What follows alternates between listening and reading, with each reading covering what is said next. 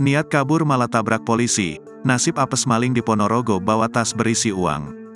Beredar di media sosial sebuah video yang memperlihatkan maling ras berisi uang di Ponorogo ditangkap usai menabrak polisi saat kabur.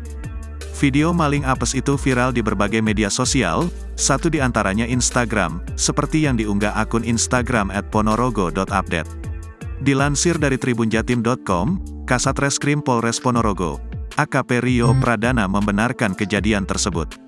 Dia menyebutkan, pelaku mengambil tas berisi uang di depan toko di Jalan Kiai Haji Ahmad Dahlan Ponorogo. Adapun korban seorang anggota polisi bernama Bribda Reza Bagus harus mengalami lecet di kaki kanan. Bribda Reza ditabrak oleh Derik Rizkytama, 25, yang merupakan pelaku maling. Bribda Reza ditabrak begitu saja oleh tersangka Derik, lantaran polisi yang bertugas di Sat Samapta itu berusaha menghadang Derik yang kabur setelah mengambil TED berisi yang di toko Agassi, Jalan KH Ahmad Dahlan.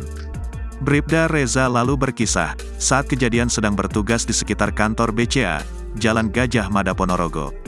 Saat itu, dia mendengar teriakan maling. Ada orang berteriak maling-maling, saya refleks nyegat, menghentikan. Saya berdiri bersama anggota sekitar 4-5 anggota, katanya. Namun, kata dia, pelaku Derik tidak menggubris.